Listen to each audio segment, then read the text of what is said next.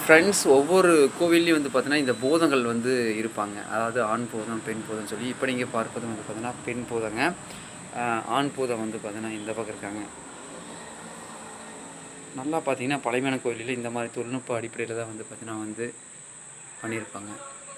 தெரியுதுங்களா? ரொம்ப ரொம்ப அழகான ஒரு கட்டுமானம். அந்த காலத்தில மிக பிரமாண்டமான முறையில கட்டியிருக்காங்க. ஸோ கோயில் கட்டுமானத்துக்கு மரங்களும் வந்து யூஸ் பண்ணியிருக்காங்க. தெரியுதுங்களா?